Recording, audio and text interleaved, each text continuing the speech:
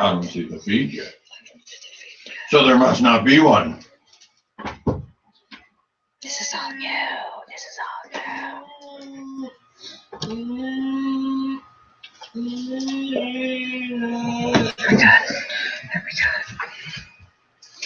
I see a pulsating red dot. Oh, something's happening. Something probably already happened in the present, because I tend to live in the past when it comes to these streams. I see a black. I see a darkness. I see Andrew Hotovi. Hi, Andrew. He says boosh. He says boosh. He's one of the knights who say boosh. I am the knight. Well, look, I get a little crown icon. How cool is that? Tim, get over there. I see a pulsating red dot. Oh, something's. Oh, Delayed. it must be happening, but I still don't see it. But I still see you. yeah, You have it on the right I one. never know what's happening. It's Okay. working. Well, we've got 4 likes, and we've got Andrew Hotovi, Stone Cold, chilling in the lobby while we look into the black abyss. At least I do. When I look at the stream, it's a black abyss. You good? My director is giving me a thumbs up, but I see a black abyss. Oh, okay. Brendan Britisher says, what's up with the wine glass? Okay, so you guys are seeing things. The fact that I don't get to see things is irrelevant anyways, because I'm living things. Of course, everyone is living things. I think I'm getting the double thumbs up. What's up with the wine glass, you ask? Well, first of all, welcome. Welcome to another hangout. A week late, I might add. Well, why? I'll tell you why I have a wine glass, because I'm drinking wine. Okay. Brendan Britisher says. All right, I think it's finally working. So we're experiencing the gap between the present and the past that most of us call knowledge. Thank you, Twigs. Goodbye, Agi and Tato. Red and regular. I think, how about a top cutter to go with this fine white wine? Okay, just to make you happy, Brendan Britisher, we'll get a nice IPA in the house too, so we make sure that we're drinking properly. Welcome. The beginnings of these things are always horrible. There's no editing to do where you can make the comedic timing all tight and funny. So the beginnings of these things are just like, what's happening? Where are you? Why don't you love me anymore? Go vacuum. Oh, wait, we're on. Oh, it always feels that way. Greetings, programs. It's, hey, what's this coming from off screen? Oh, fantastic. It's an ice cold top cutter beer from Bale Breaker. If you guys have not been drinking the Bale Breaker beers, you probably don't live in Washington. Hopefully they will be going national soon. Best beer in America right here. Actually, Field 41 is probably their best beer, but this one's a close second. So just suck your jealousy. Okay, wait, getting off topic again. I'm in the weeds. Hazard Records, welcome to the show. Hankerin Fernell right here. Drunkens and Dragons in the place to be. I got a bunch of crap around me. I don't know what's happening. I don't care, because it is story time, baby. How to play D&D like a badass. We're going to hang out for 2 or 3 hours like we do once a month. Why people watch these things, it's still beyond me, especially archived, getting a ton of views on these things. I think maybe it just makes good background noise to have some yokel yammering in the background with no music. That's another weird thing about the streaming, is if you, like, normally when you sit around and live life, you're listening to tunes, right? I mean, you got Pink Floyd going, you're listening to Journey, and then you got like you got Skrillex going, and then you got Skrillex mixed with Pink Floyd, and then you listen to like Stevie Nicks for the rest of the night, and you're doing D&D. Well, no, not when you're doing live stream, biatch, because the music mucks up the audio, and especially the way Microsoft made this little thing, the audio is probably terrible, so I apologize for that. I'm getting in the weeds again. I'm getting distracted. Okay. Whew.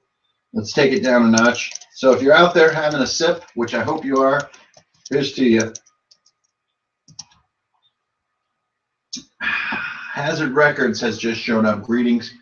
All right, you guys, there's 4 of you. That is plenty. That would be a normal D&D night right there. So we are just going to jump right into this. And we're going to talk about storytelling. What's up, Twigs? Nothing. No? Okay. There's a small person hiding in the bushes of this room, and every once in a while I see a little hand pop out of the shrubbery. It must mean something important's happening. Okay, we're talking about story time, you guys. So it's been so great. Everyone has given a huge response to the channel. And not just like I have 1 million viewers, I have 1 million likes. No, the response has come more in the form of the depth of the interaction between me and all of you guys. It's been fantastic. And I truly mean that. I get a lot of questions as well as private messages that aren't just like how-to questions, like I'm some guy who knows something, because honestly I have no idea what I'm doing, but more conversations about what do you think about this, and I was thinking about this, and I tried this one time and it was really cool, and I say, damn, I hadn't thought of that. And that part has been great, but there has been one thread that has, you know, continued to come up in different conversations. You know, people asking questions about mechanics or making suggestions about topics. A lot of them return to the fundamental concept of storytelling and story making. And who lordy, how do you do a cool story in your D&D game? There was really one funny version of the question, which was like, every time I run a campaign, we get in there and then we get a couple levels and somebody gets a crazy piece of treasure. The first like 5 to 10 encounters are totally awesome. And then I get confused. I had no totally awesome plan. So fucking Black Castle, Giant Dragon, call it good. Now, this is not necessarily a bad story. I think Black Castle, Evil Dragon are actually staples of a good D&D story. So why would it be kind of presented like a joke to be like every time I try to write a story, I wind up with Black Castle, Evil Dragon? Well, I think that only having those staples, only having those tent poles, as we like to call them, could lead you to a pretty flimsy feeling of story. So if your characters weren't really, you know, getting a grip in the story, their backstories weren't ever coming to bear, their characters, their role in the world wasn't really changing, and all it was like, there's a Black Castle way over there. Fuck that Black Castle. Let's go there. Dragon. Okay, yeah, that's a pretty bad story. So I guess the topic for tonight is, how do you fill that in? You know you want a Black Castle, and you know you want an Evil Dragon. Come on, let's not beat around the bush here. We know why we went to the bar. We went to the bar to get drunk. So let's not pretend that we're there to, you know, engage in interesting conversation. We're there to drink, and we're in D&D to kill dragons and go to Black Castles, right? So let's get it out in the open. So for those of you who just showed up, there's a couple more in the house. We got 7 players in the house right now, and 1 DM. That's me, Hankerin. Now we're talking about storytelling and story building, and I'm just trying to basically set up the tone here. So, man, what is the context of this conversation? This is a big one right here. Hey, Technotron just showed up. What up, dude? You made me want to make a roll box. Beastmaster Necromancer, and I'm working on a game system. Fuck yeah, Technotron. Hey, man, anybody who DMs and plays a lot of D&D has got to build their own systems. It's like an inevitable part. It's a coming of age, if you will, of being a good role player. Everybody's like, man, I could have done this better. This thing is complex and useless. I'm tired of this role. No one ever uses that. And before you know it, you're like, you know what? I'm going to write a fucking book. And you should. So good luck, Technotron. I'm doing the same thing right now, dude. I've been doing it. Really, my first foray into RPGs was writing a system based on GURPS back in fucking 87. So good luck, dude. Get it done. Man, let me know how that's going. That is an interesting topic. But that's not tonight's topic. So fuck yeah, go make your own game system. Make it answer all the questions and problems that you and your players face night after night. And good luck. It is hard. And you know, I troll everybody on this channel. I troll all the books I get. But man, there's so many awesome, smart people breaking their brains to make these cool games that we enjoy. So here's my one chance to go fire for them. So Frost Giant, fuck yeah to those guys. Okay, I'm getting in the weeds again. And I'll tell you, that's what I do. We are talking about making a damn good story. So let's just cut the bullshit, all right? Welcome to the channel. Hello, everybody. If I had 7 players in my game right now, I'd be freaking out. So to heighten communication, I've worn my humpback whale t-shirt because it encourages people to be open, including myself. So enough bullshit. We are talking about how to make a story. How do you do it, dude? Well, first of all, that question assumes that I have some answers. Now, I've been doing this a long time. It still doesn't necessarily give me answers, but I can say with no doubts, no equivocation, the PvE campaign that I did this year with 5 players, it's on its 7th month now. That story has been fantastic. Oh, look at me. I'm Hankerin. My story is badass. No, it's not. That story was largely created by my players, and man, now we are going to get into how to make a badass story, because I think I just bumbled into one of the first dope tips. So let me get to my book here. I actually made a page. It's right next to my map, my tower map here. Live Q&A story. So I got 10 points, 10 things that will make your campaign story badass. And so I want you guys to get comfy. I want you to get a brew. You know, smoke them if you got them.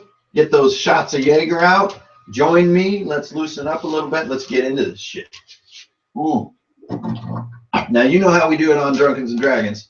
It's all about dice rolling. So I'm not just going to pick which of my 10 points to talk about. We're going to let the dice decide what sequence we're talking story. All right, so let's roll a d10 and fire this session up. And yeah, you guys, glad you're chilling. Good to have you. Let's get it started. So we got a 7 right now. Point number 7. The 7th way to make your story badass in D&D. Fuck your NPCs. No one cares about your NPCs.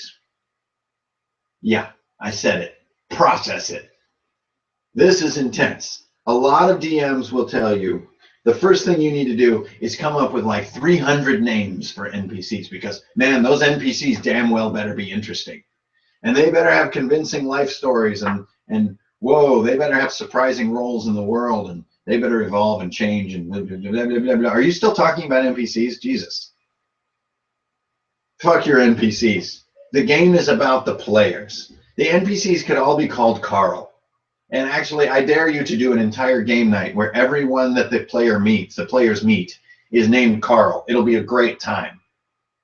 Because the more your NPCs become Carl, the more the focus goes to the players. And when the focus is on the players, the story is dope. I've seen several campaigns, and I've totally done this myself, where the NPCs sometimes do the coolest shit.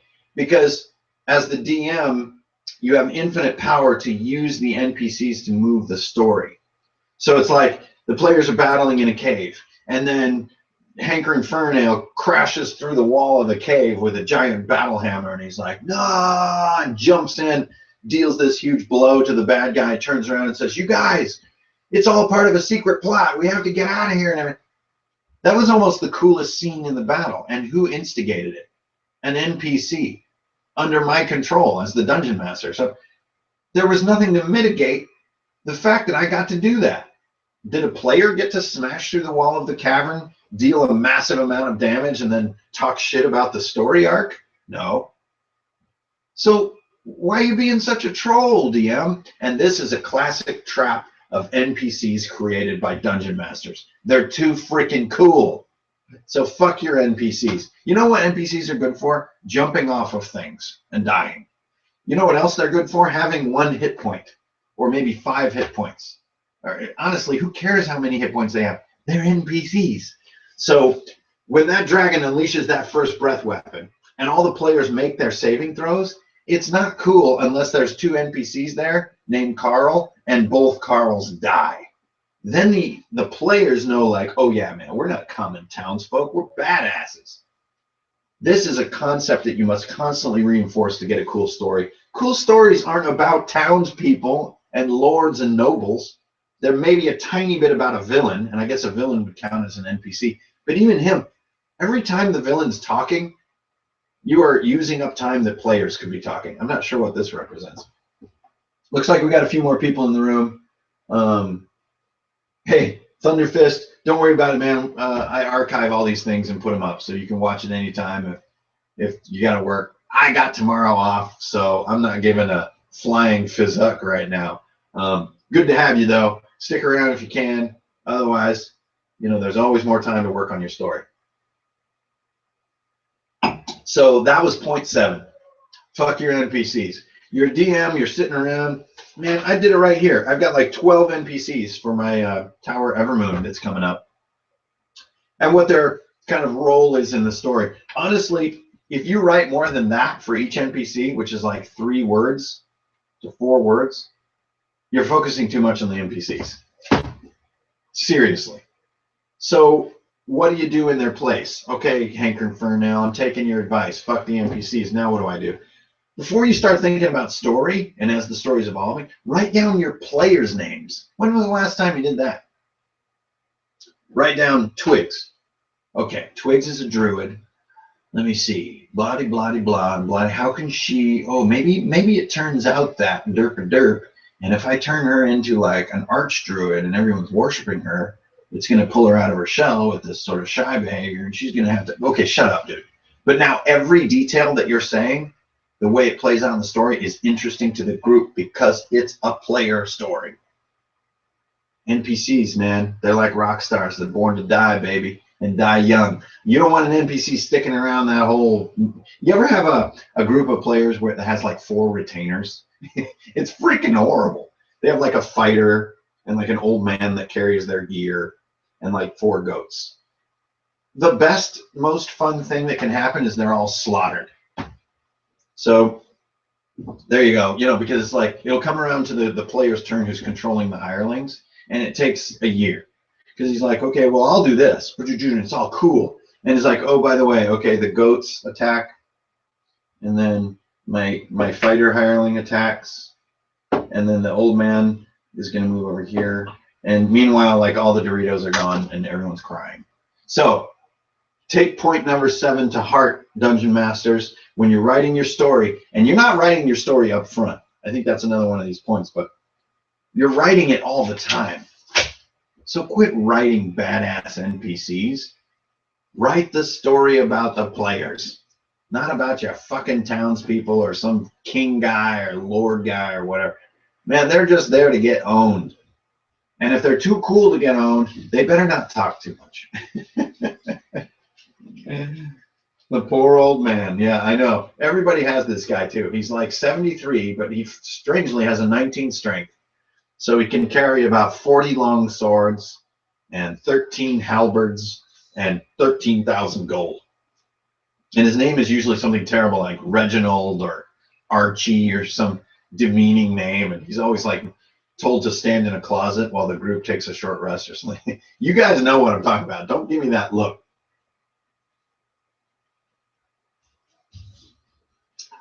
It's a damn good wine. I mean, it's no mead, but as far as the modern world goes, pretty damn acceptable.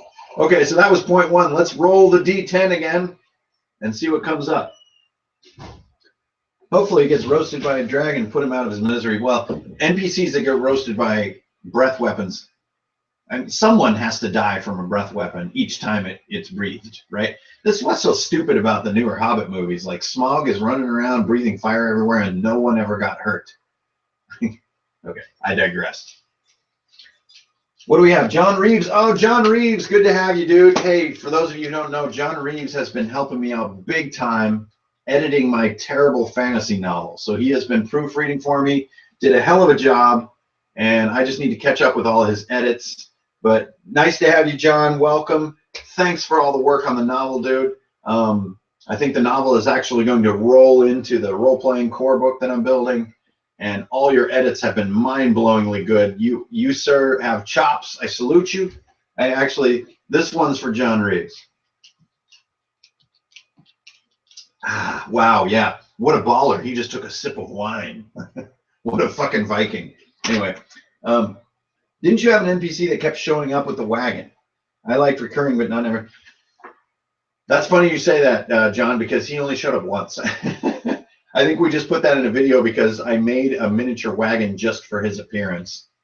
Actually, I hoped that wagon would last quite a ways through the campaign, but an Umber Hulk jumped on it and smashed the shit out of it. So that didn't go as planned.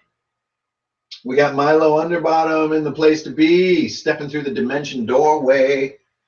Pop out Lemnikinen's tiny hut, baby. Let's have a party. What's up? Milo Underbottom is our wizard, 5th level, super badass. Has his first dragon kill under his belt, under his halfling belt. Yes, he did drop twice during the fight, but let's look past that. Still working on it. Thanks for the shout out. Hell yeah, John. Is it a good read? I can't tell. It's a weird thing about being a writer. You have no idea if it's going well. Okay, we are going to roll the D10 a second time and see what comes up on the table of story ideas. Ooh, we got the big 10, mofo. Max damage, bitch. This one is a little more sublime. Whew, this one's tough. And this one I've talked about on the Required Reading series and the Layer of Knowledge, which you guys posted more comments on those videos than everything else. I think just like because everybody's doing it. Everybody is reading all this different shit and trying to coalesce it into a cool campaign. But tip number 10 on Hankerin's Q&A story building night is when you read, write. Okay, that's some real Ben Franklin shit right there, but you got to see to the depth of what I'm saying. Anytime you're reading some shit and you care about what you're reading and you want to learn, and you want to ingest, you want to retain, then you have to write about what you're reading. So a classic technique, and this is sort of a college technique, is like you basically read a bunch of shit, and then when you're done and you start getting tired, you make a quick bullet list of like the 3 to 5 things that you're taking away from it. So it's like, well, Conan worked in the salt mines. Conan saw a hot bitch. Conan killed a giant snake. Right. That simple step will ensure better retention of your reading than anything else you can do. Now, with some people, they have a bit more of an oral ability to memorize reading. So another technique is when you read, speak. So at the end of reading about Conan, I go, okay, self, Conan worked in the salt mines. He saw a hot chick. Then he cut off the head of a giant snake. Got it. So if you're an ear learner, say it to yourself. If you're a write down learner, which I'm a big believer in, write it down. Actually, too, years later, when you go back to try to understand how you thought up that thing that became that dope campaign that blew everyone's mind, like in 1994, you're going to love the fact that you wrote down your notes when you were reading the Conan anthology. Seriously. So do the work. And if you really do want to be a good story writer, don't act like it's going to fall from the sky, man. Just because you look up doesn't mean bologna sandwiches are going to start appearing. Like, you've got to put the work in. Being creative is not a freaking talent. I don't care what anybody tells you. It is just a matter of practice and work. It's not like you just sit down and, oh, whoops, I had a brilliant idea. No, that's not how it works, you guys. And if anyone tells you that, they're not having brilliant ideas. They're trying to troll you. So when you read, write. That's the tip. Why does this make freaking your story and your campaign cool? Because those little notes about when Conan worked in the salt mines, saw a hot chick, and cut a snake's head off, those will find their way into your game whether you mean it or not. Now, a lot of people think that the story in their D&D campaign is built from things that you prepare and write down. That is largely true, but not the good stuff. The best stuff is a collaboration between you and your players that you never see coming. And in a lot of cases, your players think a thing is going to happen that you didn't think of, but they don't know you didn't think of it. It's up to you to be sharp enough to see, like, actually, their idea is cooler than what I had planned. And then real quick, make a little note. Conan worked in the salt mines, and so will you. And then you guide your campaign into the salt mines. All because a player said, oh, shit, I bet we're going to wind up in the salt mines. A clever D&D, what does that even mean? A clever DM will hear that and go, oh, yeah, I should put those bastards in the salt mines. And then make it happen in a believable way. So when you read right, it sets you up to be smart when your players are smarter than you, which is every freaking time, I guarantee it. Now, one-on-one, you might have more chops or more preparation or more game knowledge than one player. But if you have 5 players and all 5 of them combined are dumber than you need a new D&D group because that's just sad. Your friends combined should be 5 times as smart as you. Now, do we get to choose our friends in life? Not necessarily, but this is the stuff of D&D.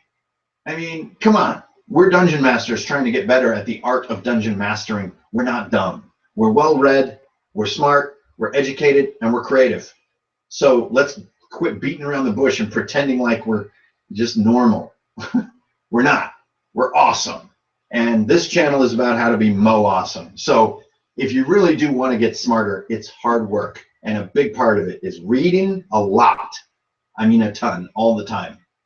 And then taking quick notes on what you read. You're not just reading for pleasure. You're working towards something like you're in frickin' college. Only this is a lot harder than college because you're actually learning. Oh, shit. Yeah, that just happened. Okay, so there's that whole freaking rant. That was heavy.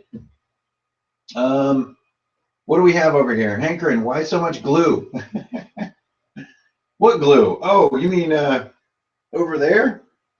Well, because glue is the stuff of crafting. I mean, if there's one thing I learned from DM Scotty, it's like, don't skimp on the glue, man. I mean, half of his creations are just solid glue. Like, it's crazy. You guys see those 3D trees he made? They're just like 3 pounds of glue that minis can stand on. It's freaking dope. Okay. Woo! Well, that was point number 10. So we're through 2 of them. And you know, maybe I'm going a little fast. You know, it's not easy to rant for 3 hours.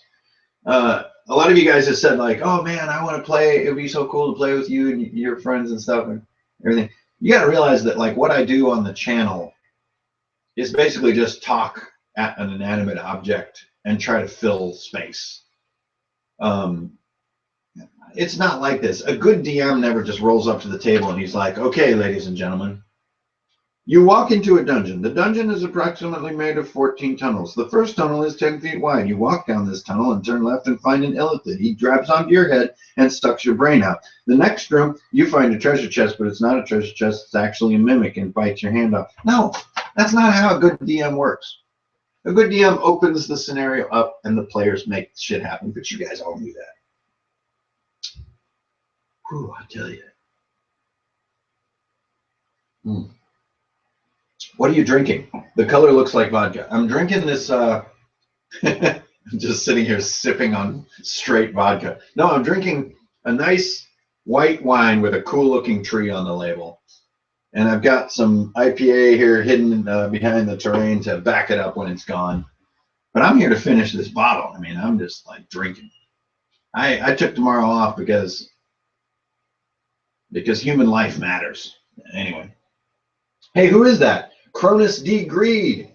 Welcome to the show. Hey, we got 14 players at the gaming table right now. That's totally awesome. W. Kwan. Yes, relieves stress, want to smell. Oh, glue. He wants to smell the glue. Thunderfist, what's up? Get out of here, man. Go get your sleep. Get it done. Go work. Without money, you can't buy any cool D&D stuff. So go get that work done. Thanks for stopping by, and we'll catch you next time. So keep it real. Boom. City rising from the ashes. Cronus D. Greed. Man, that is a heavy name. What are you drinking? Yeah, I'm drinking wine.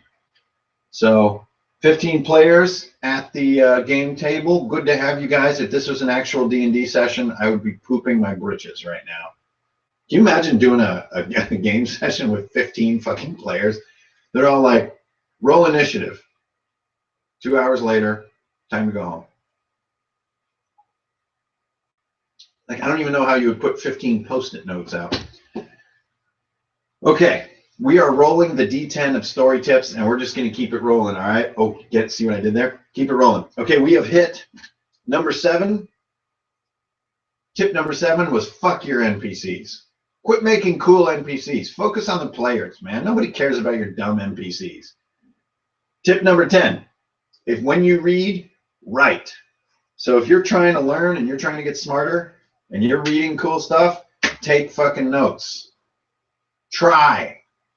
Like, put effort into learning. Don't just sit around and be like, well, this novel is entertaining. No, you're a dungeon master, man. You're here to get better, to grow as an intellect, not just to be entertained. To be entertained is the goal of the plebeian.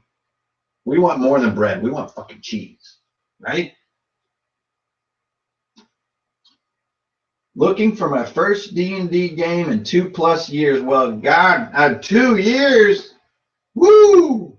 Man, I bet you did some dope binge TV watching in that 2 years. Okay, hey, here we go. We're going to go for roll 3 on the story tip D10 table. 7, I already rolled 7. Shit, what's my penalty? I think my penalty is to slug some of this top cutter. God, what a dire penalty that is. Woo! Oh my God, after drinking wine, that tastes like fricasseed monkey feet. All right, here we go, D10. We got a 4 on the table. Woo! Oh man. This is the second tip in the list that starts with an F-bomb. Really highbrow entertainment here is what we're bringing to you on Dungeons and Dragons, as the title of the channel implies. I've been in that game 2 sessions in. Oh wait, I played with a 10. Wait, I have played in a game with 10 on Roll20 and it was chaos. I lost 3. Oh my God, dude. Yeah, screw that. 10 players. That's just a party. That's not D&D. That's people having a party. Ooh. Okay, tip number 4. Hold on to your nutsack with this one. Fuck town. Fuck town. Now, I'm not talking about won't you take me to? No. I'm saying fuck going to town and making that your game. Do you really think that your D&D players showed up so that they could go to a town in their imaginations? Hell no. I mean, there's that one little montage in Conan where him and Subotai go to town. And all they really do is chew the Black Lotus, which is basically dropping acid. Then they eat that fricasseed lizard on a stick. And then they break into the Tower of the Serpent and steal the Eye of the Serpent, and they're out of town. That's it. That's all they did. They didn't have month-long conversations and intrigue. No. I mean, Fritz Lieber can make town interesting. You can't. Okay? So, fuck town. So, as a DM looking for ways to make your story cool, here's a tip, man. The cool part's not going to happen in town. You know what happens in town? You repair things, you pay for things, and generally tolerate the consequences of your irresponsible actions. What does that sound like? Oh, I remember. Real life. Yeah, fuck town. I'm not playing D&D so that I can pay taxes. I'm not playing D&D so that I can, I don't know, negotiate to get a slightly better price on shoes. No.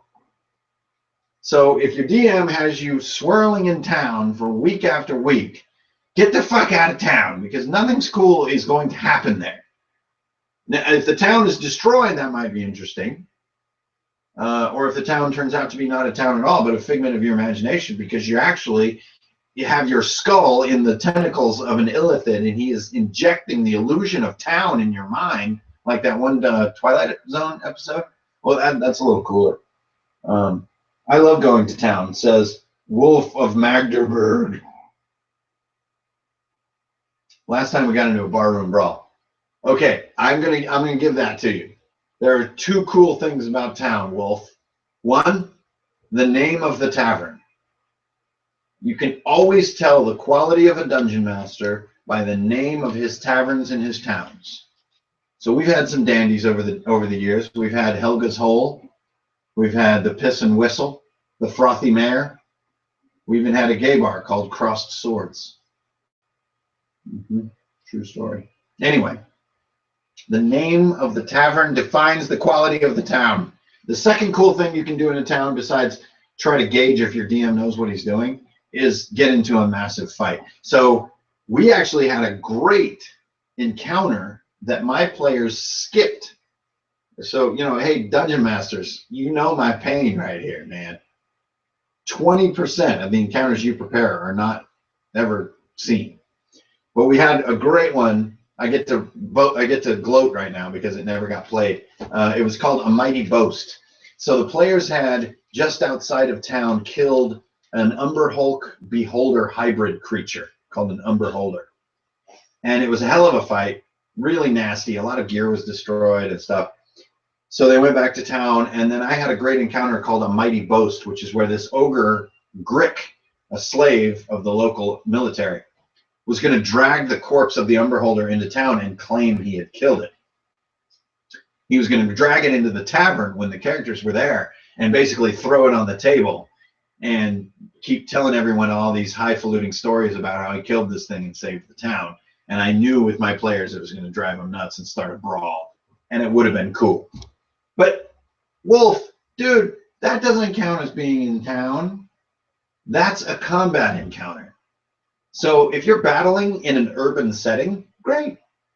But if you're in town, that means people are looking things up in books and like trying to get good prices on things. And then there's a family who is going to inherit the thing and I want to buy it.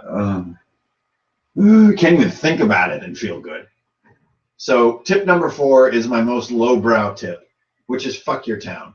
Now, if your players show up on the first night and they're like, hello, Dungeon Master, you're really cool. Can we do a town campaign? And you like these people? And yeah, you should probably give it a try. So get into some kind of Thieves Guild shit. Definitely go read Fritz Lieber, the Grey Mouser books. He's got some pretty cool town shit. Fuck. There's a couple of Conan stories that are kind of towny. The God in the Bowl, I think, is one of them when he steals that cult thing. Yeah, fuck cults. I mean, I wish I had point number 4.5. Get cults out of your game. God, when's it going to end? In the late 70s, it was super cool. But if I see one more module built around cultists, I'm going to barf. So, hey, guys from Node, if you guys haven't seen the Node YouTube channel, it's really cool. They have some neat D&D on there, but fucking cultists? No! It's kind of like saying evil guys. There's a group of evil guys, and your players are just like, come on. There's no good or evil. There are only motivations and counter-motivations. That's not one of the points on here, but it should be. Okay, Fucktown is over. I'm done. What do we got 15 people at the table right now. Crumb laughs at your 4 winds. Yeah, laughs from his mountain. My God is the everlasting sky. Your God lives underneath him, etc. We all know the movie word for word. We don't have to prove that here. Subotai, by the way, is one of the dopest sidekicks ever. It'd be cool to have a Clint Eastwood movie where Subotai was his sidekick. The good, the bad, and Subotai. Wow. Okay. I think that's probably the cue that I need to roll the D10 again. Then Call of Cthulhu is out. I don't know what that means. I like when players go to town, and then I can set the town on fire, or a dragon. Make the town a floating island attacked by Warforged. Oh shit, Warforged. Cronus, you're in Eberron? That is crazy. My colleague, Keith Baker, wrote Eberron. It's one of the greatest achievements of his career. It was really cool to see him go from just a fledgling writer back in Boulder, Colorado, to basically penning all of Eberron. Eberron's a really cool setting. very high fantasy. Like, it doesn't get much higher than that. Like lightning trains and shit. All right, here we go. Woo! We got a 9 on our hands, baby. Okay, number 9. Again, a little bit esoteric, but isn't it all? Ooh. This is the part where it looks like I'm drinking. What I'm actually trying to do is figure out what the fuck I'm supposed to say about point number 9. You guys, Milo, you can verify this, but I'm a total believer in 100% transparency. Like, don't bullshit people, ever. Especially as a DM. You know, if you lose track of a rule or a roll goes badly, man, don't bullshit anybody. Let the game be the game. No one thinks you're cool, so don't try to make them think you're cool. Okay, point number 9. Do Wedo and Pink play D&D with you? Oh, hey, Cockrocket. Love your username. Not suggestive or vulgar in any way. That's what I like about it. Not yet, but we have been setting up an encounter. We have 2 things coming up with Cult Moo. The first one is a Viking Power Hour, which we wanted to do a shot of mead with a bit of herring in it once a minute for 100 minutes or 60 minutes, 100 minutes. There's 100 minutes in a metric hour, so that would be a Viking Power Hour. Anyways, we want to do that, which is just a bunch of stupid drinking, which would make an awesome video. And then also we wanted to do a play session with Lofi and Pink and Wero. And you have to have a girl in every D&D group, so we could get Travis's sister, I think it is, to show up. Sparkle Pony, what's her name? Anyways, it'd be really fun. We are working on that. We will get there, I hope, this year. But, you know, everybody's got lives to live. Lives in the dungeon world. In Greyhawk. Everyone has to live in the Forbidden Realms. Look, quit distracting me. Oh God, wine.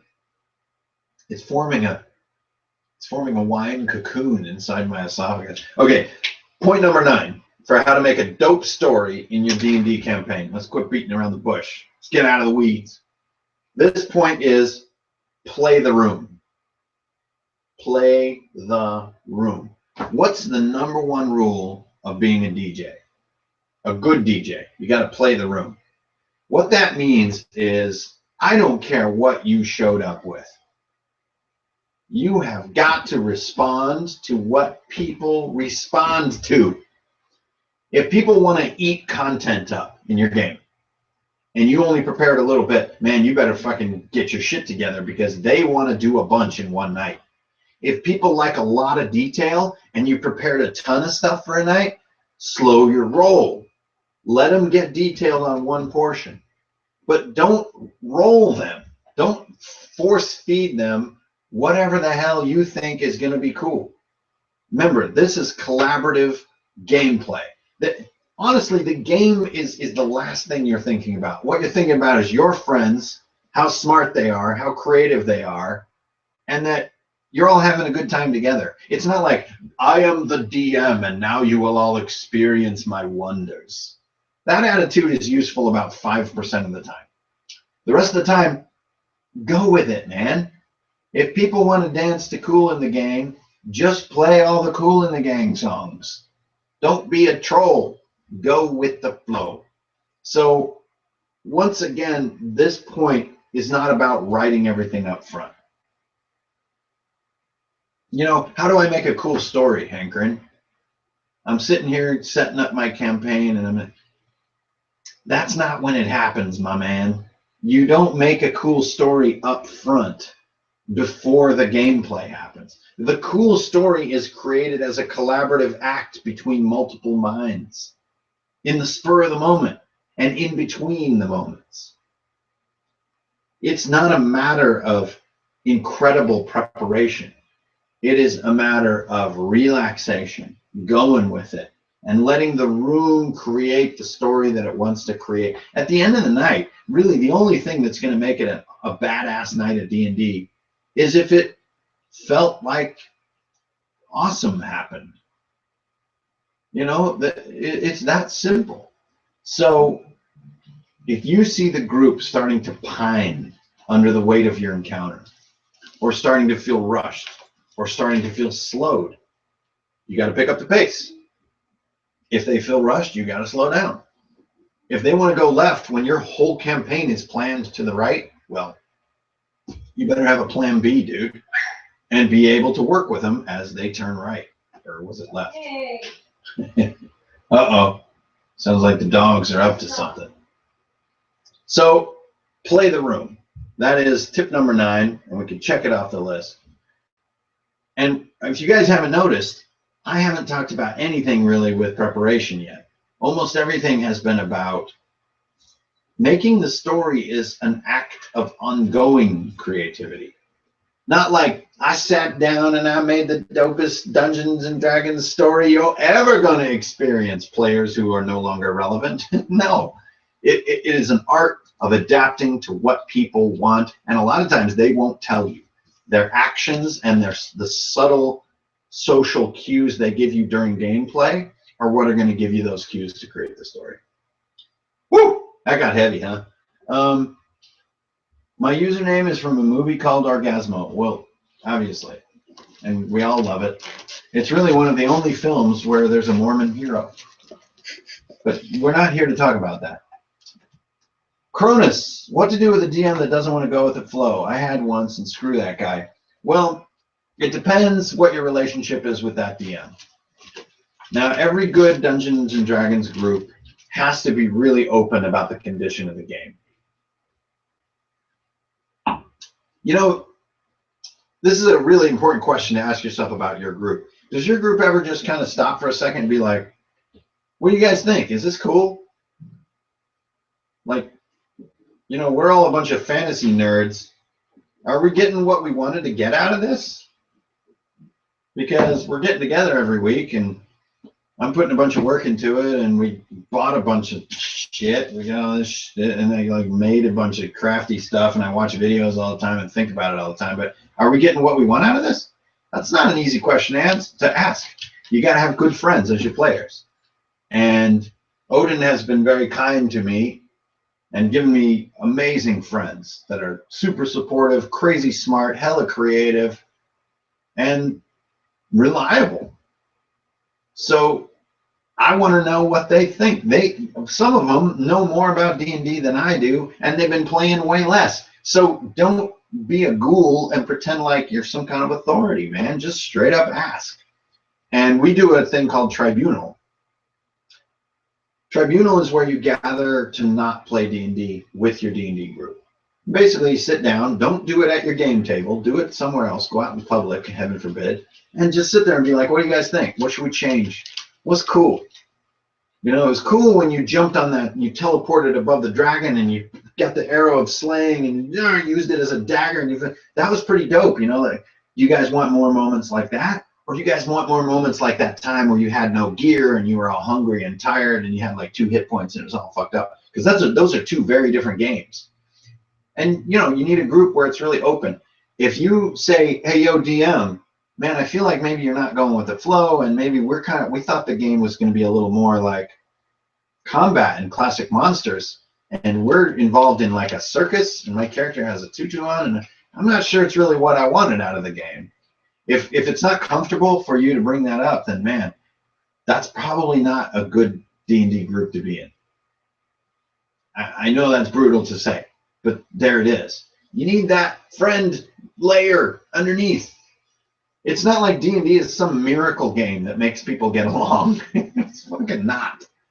And some of your best friends will not necessarily be the ones you want to play D&D with. And that can be hurtful to them sometimes, but that's kind of just how it is. Certain friends you want to freaking jump off things with. Other friends you want to ride motorcycles with. And then other ones you want to play D&D with, and it's key to see that difference and to be open about it and just fucking let it all hang out. Fuck it. Life is short, man. Say what you feel. All right? Woo! So that's it, Cronus. Thanks for the question. We're going to roll this D10 again because it's almost 9 o'clock. You know, like children are going to bed all over America right now. Okay, we got a 7. I already rolled a 7. Oh, what's the penalty? It's a slug. I love that penalty. Fuck, another 7?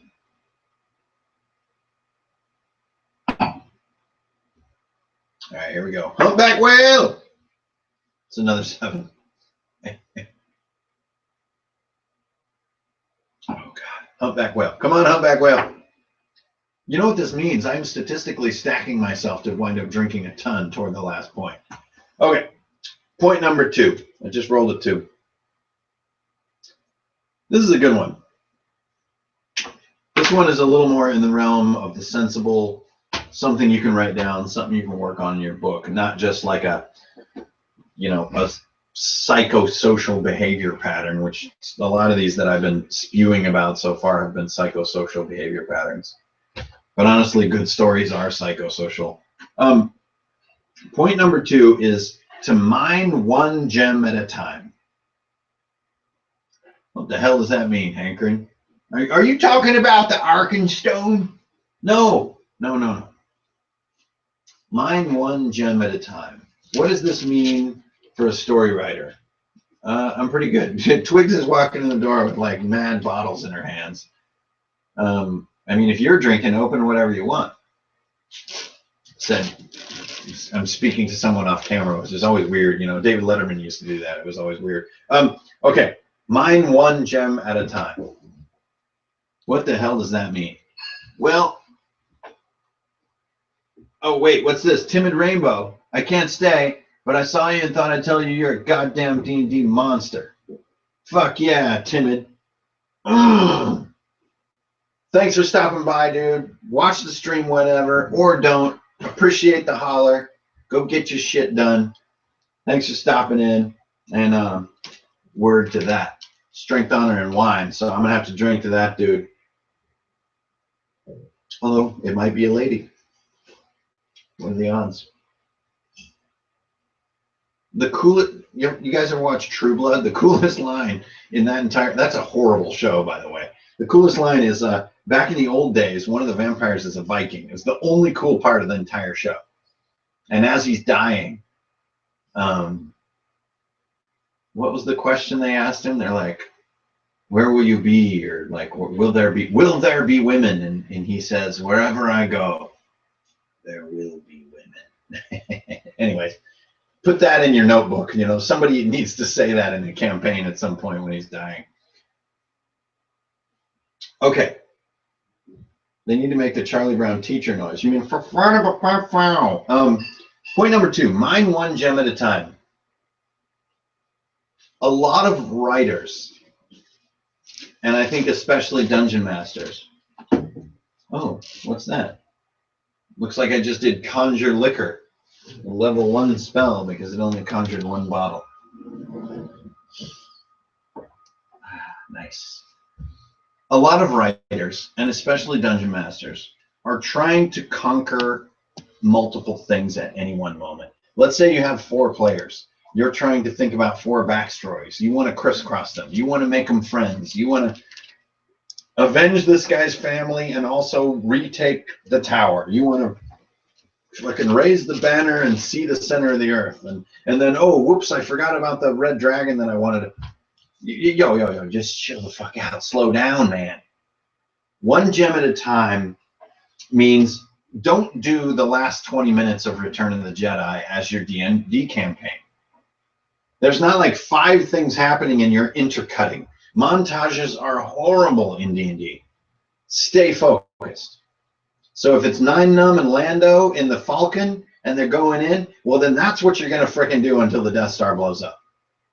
If it's speeder bikes and running around with blasters in the woods with frickin' Ewoks, then that's what you're going to do until the base blows up. But don't intercut.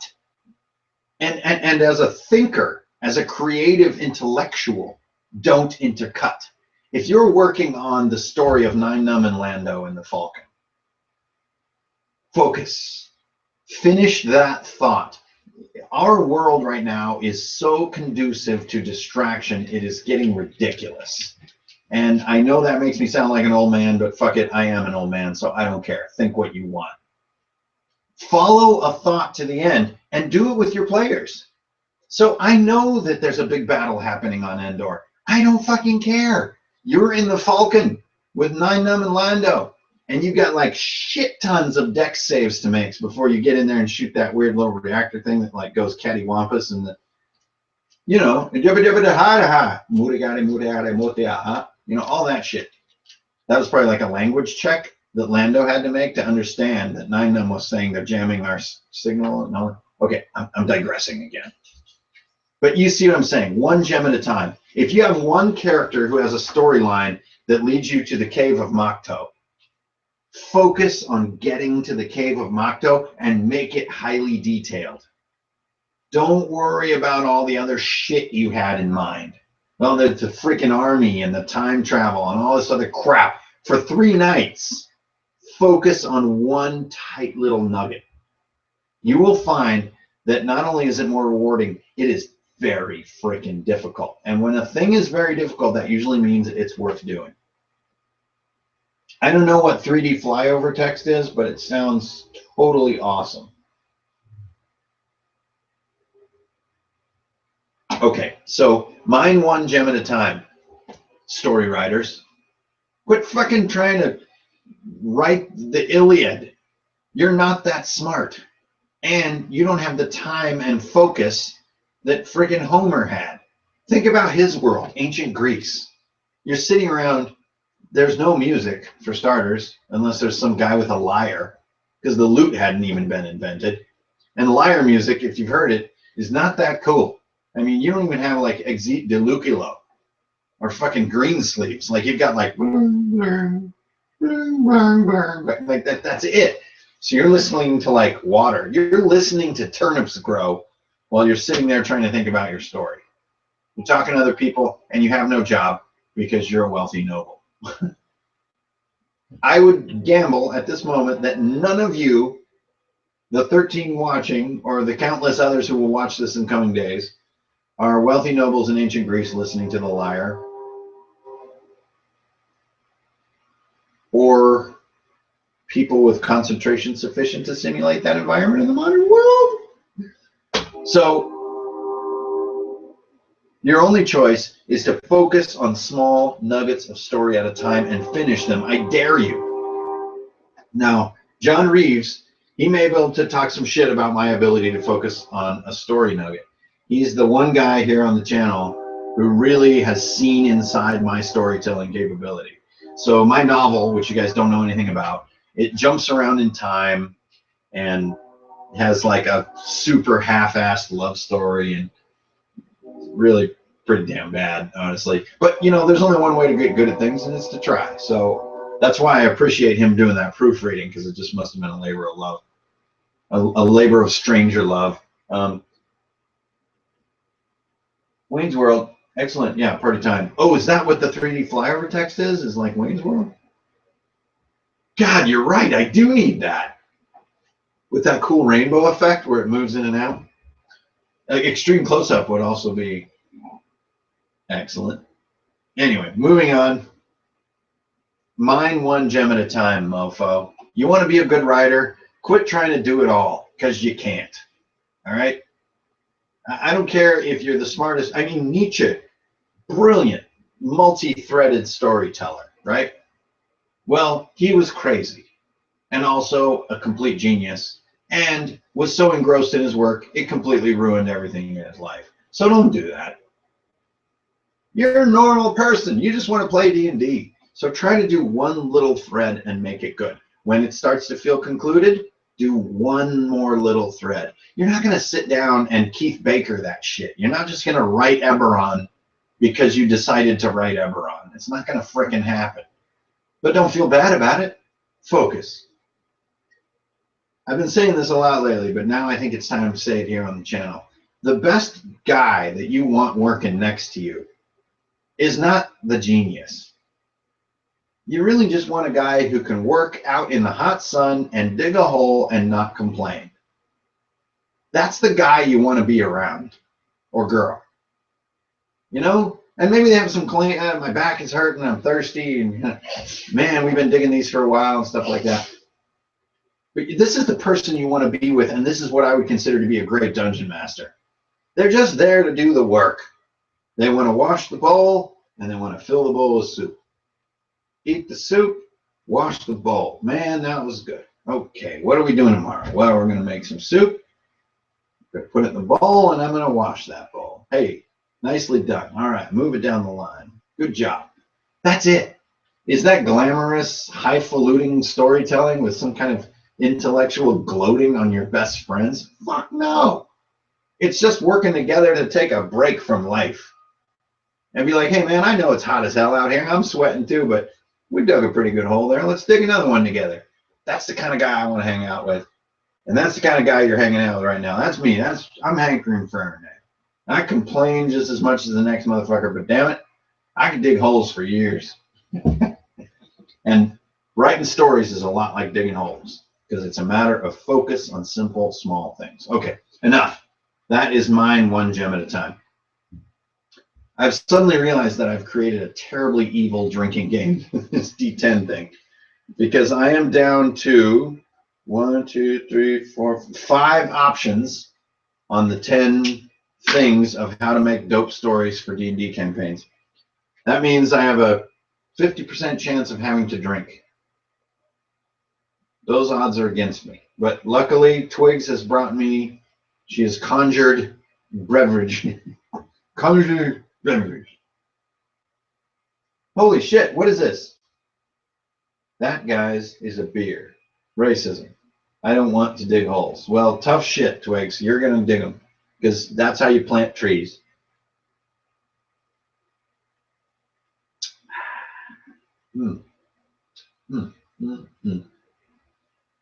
Okay, my 13 compatriots. Let's roll the dice again. Cinco. Bela. Oh, man. Point number 5. Well, I hope you're all drinking out there. Hey, Milo, are you still with us there, buddy? It's not like I get a list of people. I hope you are. Because you're cool, man. You're a good friend. And I don't know why you're not out drinking with everybody. That's weird. Tonight is usually our drinking night. But last week got so completely out of hand that I decided to call it for this evening and drink at home. So if you guys are like, where the hell's Hankerin? I thought we were doing a live stream. Yeah. That's what happened. Hey, and I might be old, but I'm not dead. All right. Right there. Okay. Point number 5. How to make good stories for your D&D campaign. Point number 5. Whew, how do I get into this one? I tell you what. Wizards don't dig holes. Of course they do, dude. They just vanish soil. I cast level 3 vanish soil. Let's see how many cubic meters of soil vanish. Holy shit, a 5. So it's like a van-sized area of soil disappeared. It's a hell of a spell, bro. You can make a foxhole in an instant. Okay, point number 5. Blow their minds. Blow their minds. Okay, a bunch of my other tips have been about how humble you are as a DM, how you're going with the player's flow, how you're emphasizing this and you're, nah, I'm just here to serve. I'm making you pies. Fuck your pies. All right? I'm going to blow your mind with the shit that I came up with. Now, this one is blow their minds is a rally cry to dungeon masters out there. Man, don't get by. Don't count on subtlety. Don't just kind of do it. Blow their fucking minds. They thought they were going to do X. They're doing 10X. Right? The book says they can handle 2 CR3 monsters. Then they're going to get 12. Make them cope. Like, these are your friends we're talking about. You don't need to freaking bottle feed them like baby goats.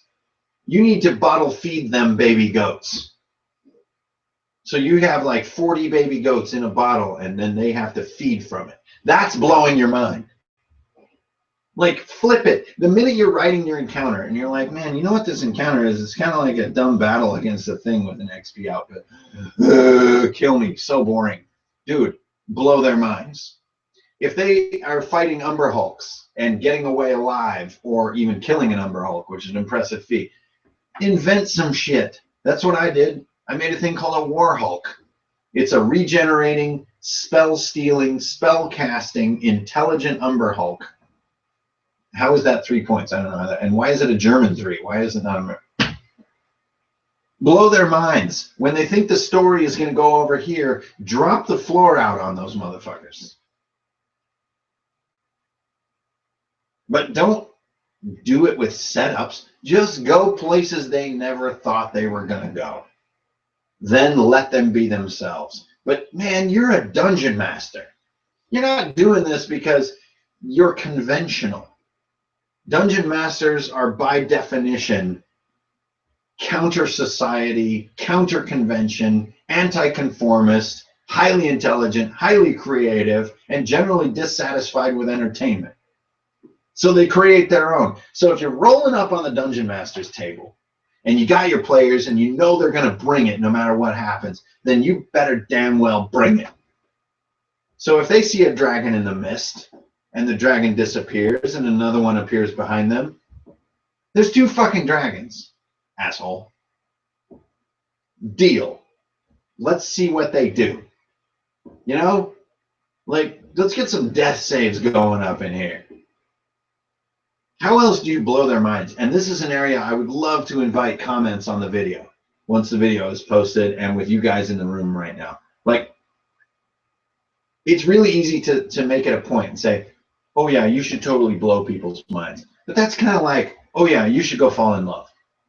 But how the hell am I supposed to blow people's minds? What does that even mean? Man, I don't know. It's esoteric. And 75% of the time, it won't work. They will not be surprised. Your preparation won't come together quite right. But these are your friends we're talking about. They're not going to be like, okay, fuck this guy, I'm out of this campaign. Hell no. You're working together. There is going to be that 25% of the time. They don't see it coming. You drop the bomb. The mathematics work. The mechanics work. It's an epic encounter. It's close. It's balanced. It's fair. And boom, that was the dopest D&D I ever played. And that is why we're doing what we're doing. Is so people will tell those tales. Because here's the brutal truth, you guys. We can't set it up where I can have an Umber Hulk in my backyard for you to battle, because honestly, we would probably all instantly either run in terror or be chewed into pieces. We can't live this experience. So we got to do it together in the form of the game. We have to create these stories together. But by golly, when you do it right and it comes together, you take the risk and the risk pays off as a collaborative storyteller. God damn, you will remember it 20 years later. And that is what we're doing. We're creating those memories together. They're stupid, dorky, meaningless memories, but they're also epic bonds of friendship that really matter when years start passing. And if you don't have them yet and you're a new player, this is what you're working toward. If you do have them and you're an old player, it feels good, right? It's awesome. It creates friendships and stories that never fade. And if you're an old player who's been playing forever and you don't have these stories, dude, I feel bad for you. Find a new group. Get it together. Okay, that was point number 5. God damn. You know, one thing that's weird about wine, it makes you hella thirsty.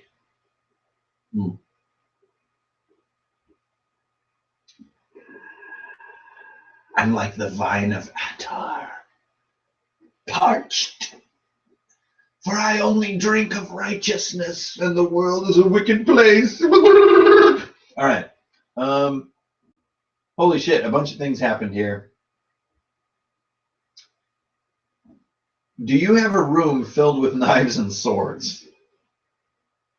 Yes. Yes, I do. Are you impugning me for that?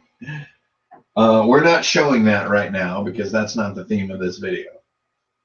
But I'm looking at them right now. There are a bunch of knives and swords right over there. But the camera is pointed this direction, and this is a gentle area. This does not count. This is a sword, but this is a bit of a spoiler for my players. So I haven't decided if we're going to talk about this in detail yet. Probably not, because it's too good. But I did want to put it out. There's a lot of work involved, and I wanted to show some of the mechanical crafting involved if we got to that. And, you know, you guys have seen some of the videos I've said before, which is like crafting and DMing are not the same thing. You can be the best dungeon master ever to walk the face of the earth with 0 crafting. And you can be the best craftsman and be a horrible DM. So it's an interesting riptide to dwell in. We don't even do death saves. When you drop to 0, you're dead. 0 means there's nothing left of you. That is a very second edition way of living. That's a very DCC way of living. I'm sure, though, in your group you allow for resurrection. We had the same, and you know, we follow the rule, which is if you receive negative of your hit points, there are no death saves. And I think that's actually a really good rule. That's where you're basically torn limb from limb. You're bitten in half. You're incinerated. Even then, I think anytime you have any remnant of a being, we had a goat named Rocket who was liquefied, and we harvested one of his remnants of his hooves. And I think we still have that hoof in the group. And if we ever do get to a true resurrection, I'm sure the party will pay for a true resurrection. But I hear you, Brendan. That is a hell of a way to play a game. It definitely puts the players on the defensive. As a GM, though, DM, you're definitely going to need to hide some of those rolls. You don't want to accidentally be killing your players twice a session. Once every 2 to 3 sessions, I think it's great to have a death or a close call death. But man, if you just hit 0 and you're gone, it's going to be extremely deadly. And you won't be able to go outside your challenge rating, which I think is actually one of the most fun things in D&D, is to take on shit that you really shouldn't be able to take on. But fucking A, rock on, dude. Let me know how that goes. Wouldn't Caramon have an easier time surviving the chest than Raceland in Dragonlance? I don't think so. I think Raceland had a freakish ability to survive just about anything. He had a pact with dark forces. Caramon was just a fucking dude who like ate a bunch of potatoes. I mean, if Raceland did perish, I think he would kind of like materialize in that cave with all those abominations and stuff, all those weird deformed creatures, and he would like rematerialize and form again. Like, Raceland had messed up shit going on. So to say Caramon had a greater ability to survive is, maybe you should go read the books again. Damn, that was cold. Hey, No Name, thank you. You're right. Jesus does love me. Me and him have a very personal relationship, and he is awesome. I'm not sure what else to say on that, but thank you for reminding me that he does love me, and I love him in return. Nice to have you here, but your username is a little nondescript. See what I did there? Okay. Started ranting. You started ranting. Are you kidding me? You wrote like 2 lines of text. That does not count as a rant. Okay. Here we go again. Whoop-de-doo. Rolling the D10 of story advice, and I got an 8 on my hands. Woo. All right. This next one is a story writing tip inspired by Audioslave. So there's a lyric that goes, room by room, all blah-de-blah. This is how you're going to write your story, badass dungeon masters out there, room by room. Now, you guys know that I use room as a generic term for an encounter. Don't sit the fuck down and Ernest Hemingway your campaign. Balls, my friend, balls. You know how you write a good story? 1 room at a time. And I don't mean that like the outcome of this room is that the story's going to go this way, and the outcome of this room is, oh God, kill me. The story is made of very subtle cues. And these subtle cues come in the behavior of your characters. And sometimes they have moments where they look into each other's eyes and save each other's life. Other moments, they're scrambling all around, ignoring each other, going crazy. Other moments, they're really their archetypal selves and they're role-playing to the max. As the dungeon master, this is your workshop. This is where you harvest the grain of the players to create the story. Is that in this one room, this one situation drove this player to say this one thing or do this one action. And oh man, you can mine that. One thing I love about the Sherlock Holmes books is that he mines human behavior constantly for tiny clues about where the story is going. He doesn't ask that the story be a thing. He doesn't want a suspect. He takes each person and works them through one little conversation. Then he mines it, harvests it. Then he goes to another person. He has one conversation. And the brilliance of Sherlock Holmes is that he tends to construct his picture only from what remains as he cuts away. This is your job as the dungeon master. Just give him a room. It's a house and 5 goblins and an old man who's scared. There you go. There's your story. Well, that's not a campaign, Hankerin. What the fuck are you talking about? Yes, it is. You have just set the stage for your players to tell you what the story is.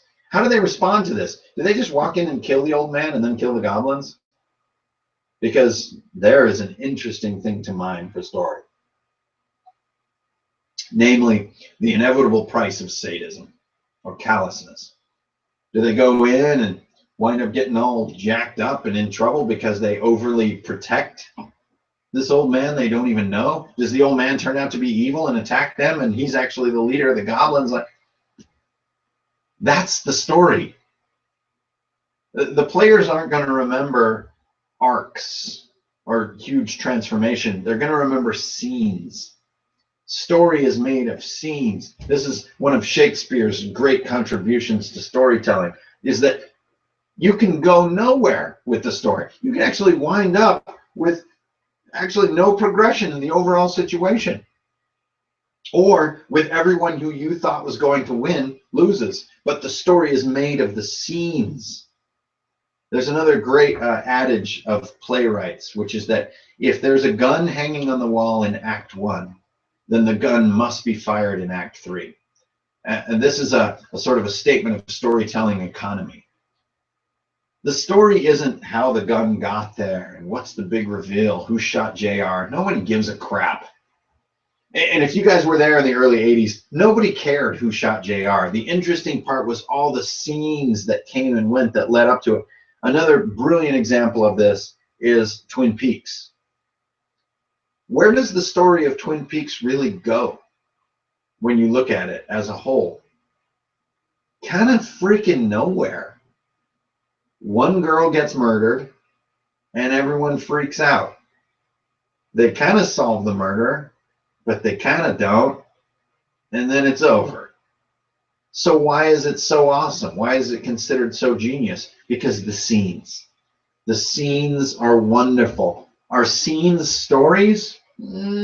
That's an academic discussion I'm not sure I'm up to. But scenes can be rich and they can be poor. Don't let your scenes be poor. A poor scene is like Cragmaw Hideout in the Phandelver module. There's a cave with some goblins in there, and there's a bugbear in there.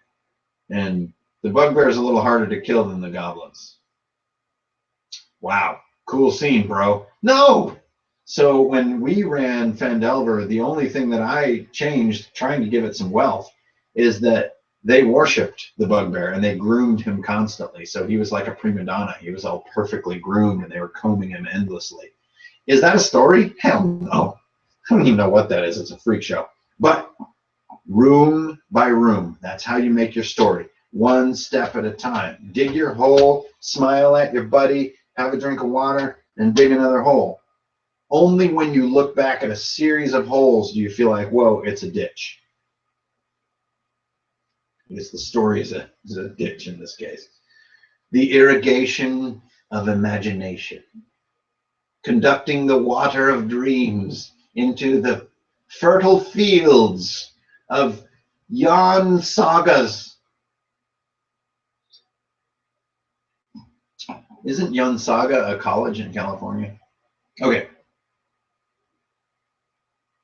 Okay, wow. The only person left commenting is Twigs. which is saying a lot because she's a druid, and everyone knows druids barely ever speak. Okay, guys, we are rolling the D10. I have 3 points left, so I have a 70% chance of just having to drink wine. Oh, what a surprise. It came to pass.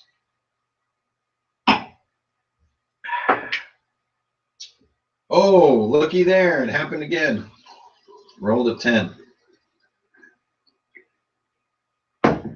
I always thought it was really trolly how they did the 0, but I guess it works with percentile dice, but it sure would be cool to have a 10 on there.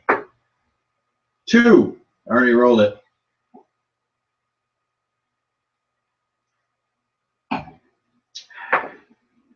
8.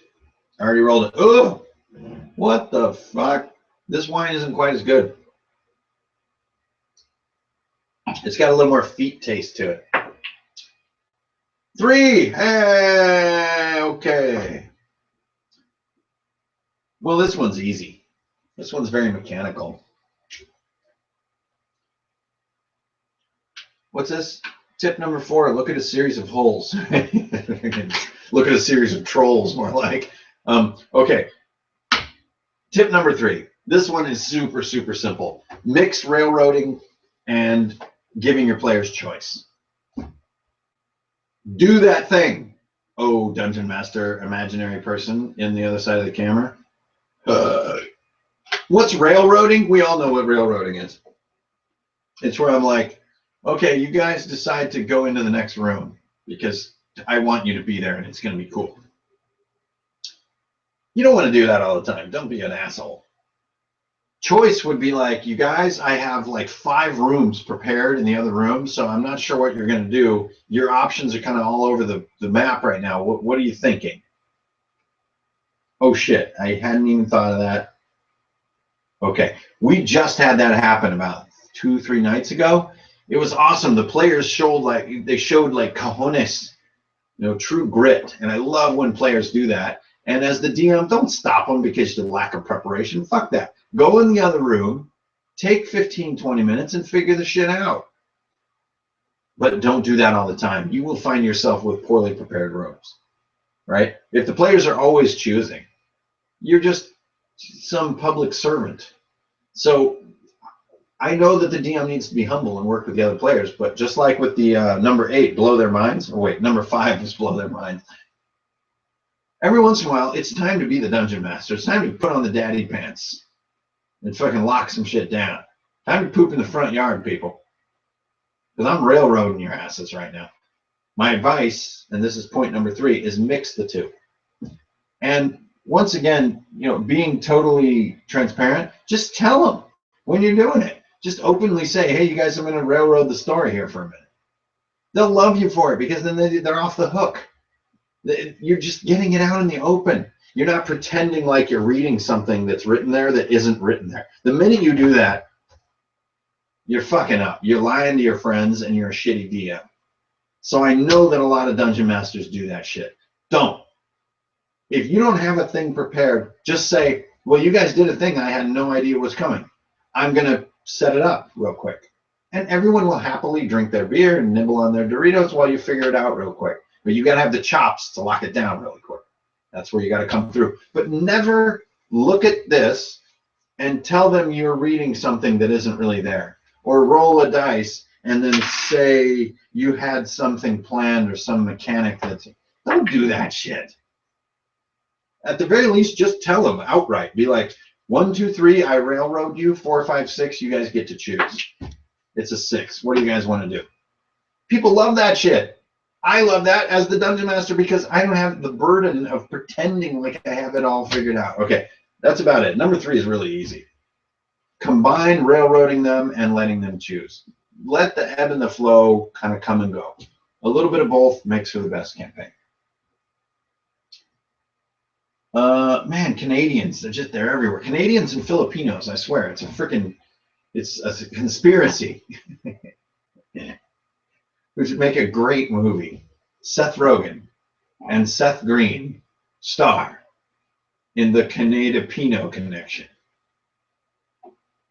Filipanada, the Seth Rogen story. the non-on fire part. I don't know what that means. What's up, people? Magna Ryu! Welcome to the channel, my friend. We got 16 players at the table right now. Everybody, it's really nice to have you guys. I know I'm just ranting constantly, but that's my job when I'm on the live stream here. Oh, Magna Ryu, good to have you. Welcome. We are talking about the 10 points of how to make your story badass in your D&D campaign. We have covered mine one gem at a time. Just do one thing, one little thread of story at a time and make it dope. Mix railroading and choosing. Sometimes railroad your players, other times let them choose what they want to do. Number 4, fuck town. Don't go to town. Town sucks. Get the fuck out of town and go do cool things. Number 5, blow their minds. Don't wait and do it by the book. Do some crazy shit. Flip it. Make it 10 times harder than it should be. Number 7, fuck your NPCs. Nobody cares about your clever NPCs. Focus the story on the players, not your stinking NPCs. Number 8, be relaxed. Go room by room. You're not going to write this masterful story. The story is going to be made one room at a time. Just keep going and keep being creative. Number 9, play to the room. Play to your players. If they're feeling one thing, emphasize it. If they hate another thing, downgrade it. If they're going too fast or they want to go faster, speed them up. If they want to go slower, slow the fuck down. Don't be a troll. And number 10, when you read as a researcher, as a learner, as an intellectual, write. Write down what you read. You will get smarter faster. Okay? So we have gotten through 8 of the 10 points. And I'm rolling this D10, and anytime I don't roll a new point, I have to drink. That's the deal. I choose you. The children are right to laugh at you, Ralph. All right, here we go. Hey, I got a 1, which normally I wouldn't celebrate, but woohoo, I don't have to drink, but I'm going to anyway. That's the weirdest thing with drinking games, isn't it? It's sort of used as a penalty, but then you just wind up drinking.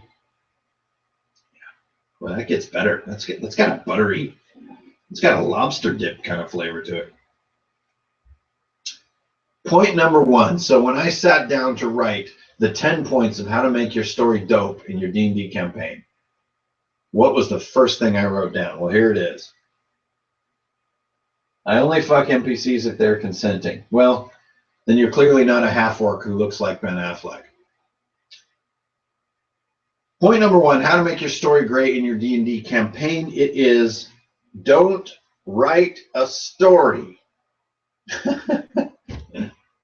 Quit trying to write a story. There's no story. It's Dungeons and Dragons. Have you seen the recent books, modules or campaign books that D&D is putting out? They're not stories. I'm sorry, wizards, but they're kind of like bullshit rehash of situations we've been reading about for years. Oh my God, the demons are flooding into Menzer Baranzan. Oh no, Drizzt, what will you do? I guess you'll jump on them, like on the cover of the book, and chop them with your invincible scimitars. Yeah, kind of like the story 25 years ago. Hey, that's going to be great. That's not a story. That's just fucking more things are attacking Menzo Baranzan, and no one gives a shit. The fact that there's a flame skull inside Echo Wave Cave is not a story. A story is how Ryan Reynolds finally realized he's an asshole and he needs to grow the fuck up if he wants to be Green Lantern. And then he does. He falls in love because he finally has the courage to fall in love because he was a daredevil, not a person of true courage, and he realizes the difference. That's a fucking story. A story is a thing where things change, not where you go back to the same shithole and throw in a new monster truck. Sam Elliott getting shot in Roadhouse is not a story. Roadhouse is a story because Patrick Swayze has to deal with his anger issues. And he does, and he rises above it, sort of, after kicking a bunch of ass. And he settles down. When is Drizzt going to settle down? I mean, the motherfucker's like 1,400 years old. Now that would be a D&D release. Here's a campaign book called Drizzt the Settled. He moves to the Shire and begins writing the book. And everyone asks, well, what about Menzo Baranzan? It's under attack by the fucking who cares? Well, I'm done. I'm really over that period in my life. Like, what? How did this happen? Let's go visit him. That's a thing players would want to do. No one wants to go kill Asmodeus again. Like, seriously, you guys. All right, so Wizards, am I wrong? Prove me wrong. Paizo, you guys have had some bitchin' storytelling. Jump on the channel. And I'd like to thank my man, Robert Rapier, out there, who had put 7 hard years in at Wizards with his wife. Did a bunch of great work there. And gave me a nice little shout and told them all to come and check out my channel. I appreciate that. So Paizo, Wizards people, I hope you're watching right now, and I hope you take my advice. Up your game. Go ask Keith Baker what's up. Tell me some stories, man. I don't want new prestige classes. I don't want new spell reagents. Are you kidding? Does anybody use spell reagents? Okay, now I'm just ranting. Now it's just pointless. But this Rage of Demons crap and Princes of the Apocalypse, are you kidding? Those are not stories. Stories is the Song of the Fen. And the beauty is that in the old days, it wasn't about stories. It's the fucking Tomb of Horrors. And this is where D&D was at its finest, is that they just gave you these nasty battlefields, these football fields. The story is in the players. The story was in the coach. So don't look to the modules for story, at least not in the modern day. There was a beautiful era there in the 3.5 edition, late 2nd edition when Dark Sun came out and stuff. There's a lot of rich story. But nowadays, I don't know if the audience has the patience or the appetite for story. So your job as the Dungeon Master is to bring the story to the table. How do you do it? You do it one hole at a time. Oof, man. So tip number 1, don't make a story. When you make a story, there's nothing left to do. And when you don't make a story, you're making modules. And I guess that's better. So am I retracting my troll? No, the troll's too fun. I want cooler modules. You should do more world building content. I mean, this kind of is, but still more world building. World building is super, super fun, and it's very different from storytelling. World building is setting up the tone. And I guess this is probably a little more what Wizards is doing with Princes of the Apocalypse and with the Rage of Demons. It's more building out the details of the world. But if you're going to build out the details of the world, the last fucking thing you want to talk about is fucking Menzo Baranzan. God, how many novels are about that stupid place lit up by that dumb giant pillar fungus thing? Ugh. Okay, world building. Yes. World building is super cool. The best example of it I can probably think of would be the Karamakos world from, the Rules Cyclopedia. Here. I think it's right here. Yeah. So not many people got this book. It was one of these things where D&D, they basically try to attract more audience by removing the addition and make a simpler game. And I actually love it when they do that. But I got like freaking dot matrix printouts in here. Anyway, where's the map in this book? Here we go. Yeah. We lived and died by this map for like 3 years. And in the new book that I'm working on, it's also called The World of Alfheim. But Alfheim was this section of the world in this book. And I mean, we played hex by hex in this badass, and it was awesome. Why was this cooler than stuff nowadays? It's a tough question to answer. That's a socio-anthropological question. I think that people's appetites for rich content is actually reducing. Generally, we have a lot of people getting into, for lack of a better term, nerd culture, and they want the payoff immediately. But a lot of the real diehards who truly represent this culture, they got beat up and ridiculed for years on end to be part of it and to do the homework that gives you the depth that the game really is. And I think nowadays they realize that's a narrow audience. The wider audience is not going to like this game. The wider audience is going to like a sort of a 4th edition game. They want to show up and be cool. And it's great to have this bigger audience of people in the game. But I think all of you out there who've been playing a long time and who've put a lot into the game and sacrificed a lot for the game and for not the game itself, but the experience and the hobby. The modern instantiation of the game is quite shallow. So, whoa, there you go. And I think that's what's giving rise to some of these, you know, Horde of the Dragon Queen type or Fandelver things where I'm just kind of like, wow, this is mostly air. What else has happened on here? You should do, yeah, little up arrows. I told my friends watching a guy drinking, giving D&D tips, and he didn't want to watch. Honestly, this can be some really bad viewing. I'm just one person sitting here in a room for no goddamn reason. And this is why I try to often talk very sincerely to dungeon masters in particular. It's a very certain kind of behavior to watch crap like the content I make in hopes of that 5% or 1% increase in the quality of your dungeon mastering. And you guys out there watching this, for that reason, you know exactly what I'm talking about. It is a subtle, long-term hobby that it only gets better over many years with lots of practice, and it gets better in very esoteric and momentary ways. But man, everyone watching, all 19 of you, and the hundreds that will watch in the coming days, you know exactly what I'm talking about when I talk about D&D at its best.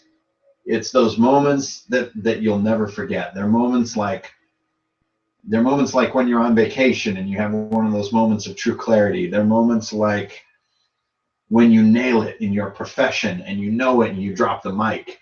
They're moments when your friends come through it for you and you never expected it, but they're there for you, and the guy shows up and he helped you move your refrigerator, you know, and you never forget that. And it's that.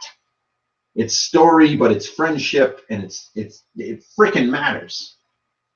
And when we face the great questions of our actual lives, the truly troubling questions, these fulfilling experiences that we're having are gonna freaking matter. So as a dungeon master, you're gonna bring your absolute best to the table, and that's why you would waste your time watching me sit here and drink and rant for 2.5 hours. Okay. I love the maps in that book. Hey, ASDF, good to have you, dude. This book is so obscure, man, but I just cannot recommend it strongly enough, and it still stands up today. It's a player's handbook, a DM's guide, and a monster manual all in one. And it's consistent, it's clean, it's simple, and it cuts to it, and it has this feel that the books have lost. This nerdy ink feel. You know, nowadays, all the art in the books is all done by concept artists who learned how to do art from other concept artists, who learned how to do art from concept artists. And all their art looks like fucking concept art done in Photoshop that looks like another concept artist. Like, it's become so incestuous that there's no style. Yes, it appeals to a very broad audience, but dear Lord, can we please get back to when artists had their own styles? Yes, it reduces the audience size, but then it's art. Instead of like, I now know how to do concept art because I know that I know how because it looks like other concept artists. Dear Lord, people, get your balls in your hand and do your own goddamn thing. Okay, that was all point one. So there's only one left, a number 6. So I have to roll a 6 or I'm forced to drink, and we're going to sit here until I roll a 6. I own it. Oh, yeah, you got the book, ASDF, or the ASD Foundation, sorry. What is the book called? It is called The Rules Cyclopedia. Let me get, here it is. The Dungeons and Dragons Rules Cyclopedia. This is out of print. What year is this from? 91. The year I graduated high school. Process that. So you want this book. And there are a lot of sellers on Amazon that will have the book, on Etsy. This is a weird thing, but Etsy has a lot of crazy, awesome vintage D&D like Ravenloft and Dark Sun and stuff. You want that stuff. But this is like the generic one. And it just has the tone that D&D needs to have. But this book isn't going to save you. No book is going to save you. It's all right here, man. But you already knew that because you're a badass. And that's how you play D&D. All right, now I think I've had enough wine where I might poop in my own pants. I'm just kidding. I'm just happy. Every time I'm happy, I talk about pooping because when I'm pooping, I get happy. Okay, I got to roll a 6 or I'm just hanging out. There's a 9.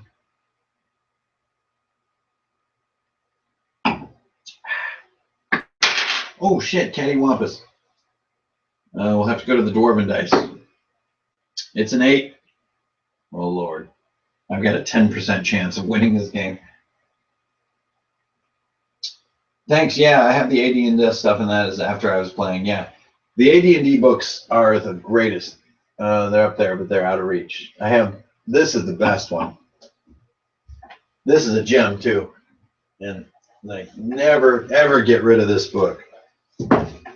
2nd edition, AD&D Dungeon Master's Guide. This is a freaking fantastic book. And you notice it's tight, it's small, it's dense. Ooh, the art is weird and terrible and wonderful. Like, you can tell there are like 8 different artists because the art all looks totally different. Imagine that. Instead of, oh, hey, dude, can I borrow your castle brush so I can paint a castle in Photoshop like a scrub? That's right, you're all getting called out right now. Books have nuggets. Amen to that. Hey, it's that Violet Deliriums guy, man. That dude is crazy. Nice to have you, dude. Thanks for all the conversation on the channel, man. I really appreciate it. Never consider that stuff a rant. Just type. Just talk. It's so great to have that conversation. Appreciate it. Let's keep rolling. I'm trying to get a 6. Oh, shit. I just got a 6. Yes! If I could zoom in, I would. The freaking live cam made by Microsoft. You're really going to see that? Okay. Number 6. I guess this is the end of my 10-point advice of how to do good stories in your campaign. Number 6 is a negative point. It's not a how to do a thing, it's what not to do. Point number 6. Reveals do not work. I have seen countless dungeon masters build colossal campaigns, huge story arcs, and all these different threads and things, and compensating for player choice, and holy crap, Hemingway, all so that they can reveal Frodo is actually the bad guy. It doesn't work. It doesn't work in Dungeons and Dragons. You know, imagine that in the cartoon, if Venger turned out to be the good guy, you'd just be like, all right, so we still went on the same journey. Hey, okay, great, let's go back to the roller coaster. No, it doesn't work. Okay, it's the final night. We've been playing for 3 years. your goat that's been pulling your wagon is not a goat, it's actually God. Like, oh, well, he's relatively passive as a god. Can you think of a reveal that's so shocking that it would make that punctuation, it would make that final moment work? No. No. I mean, even in Terminator, when she has the picture, right? This is one of the best reveals in any story I can think of, is that she's going off into the mountains and the little boy fills up her tank, Llena el Tanque, and takes a Polaroid for her because if she doesn't, his father will, or if he doesn't, his father will beat him. He takes the Polaroid, gives it to her. She gives him the $5, says, nice scam, kid. Looks at the photo. It's the photo that Kyle Reese has in the future that causes him to come back to save her life so that she can escape into the mountains. And the entire time loop continues because of that fucking photo. That is a sick reveal. That is bombastic. You will not get anything that good in your D&D campaign. There are too many variables, too many things are changing, and you have too many minds building the story together. Now, you guys, please prove me wrong. Please post a comment on this video and tell me that your D&D campaign has a reveal as bomb as the Polaroid that Sarah Connor has taken of her before she drives into the mountains to go into hiding. Because, no, it doesn't work. The players aren't here to be blown away by your reveal. Terminator is a 2-hour experience. Your D&D campaign is likely to be a year or more. After a year or more, you're not really in the same place where you want to see a photo of the beginning of the campaign. And actually, now that I say it, that could be pretty cool. But it doesn't work. The big reveals where the bad guy is actually the good guy. Oh, the good guy is actually the bad guy. Doing too much build up to a reveal, it never works. It's always the sign of a poor storyteller. The great storyteller does the reveal in the 3rd act, and in the 4th act, the true resolution occurs. So, what is a great example of that type of storytelling? Well, if you look at the original Star Wars movies, you have it. The reveal would be, I'm your father. Right?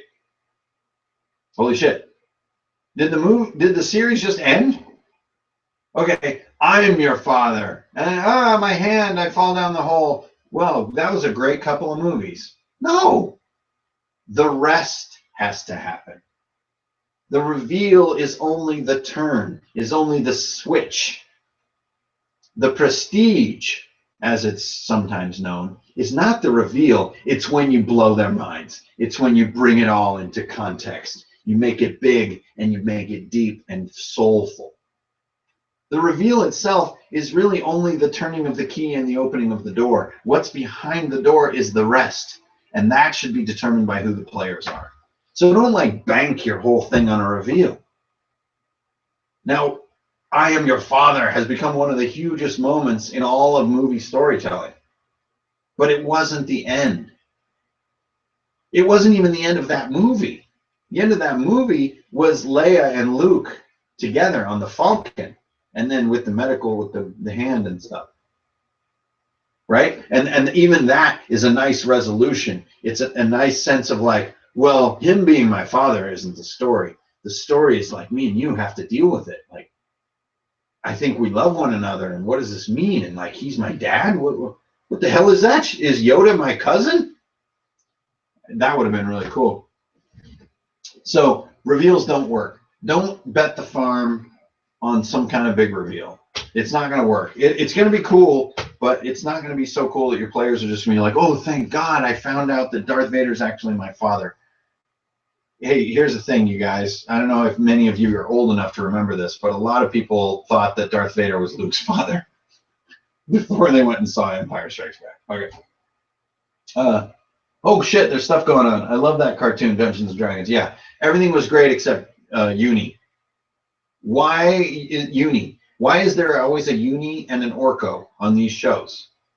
Why? Well, Tweaky would be the better case, but Tweaky, Orco, and Uni, they all have too many vowels and too many cute noises, and it's comic relief, and Jar Jar. Oh, Jar Jar. Okay.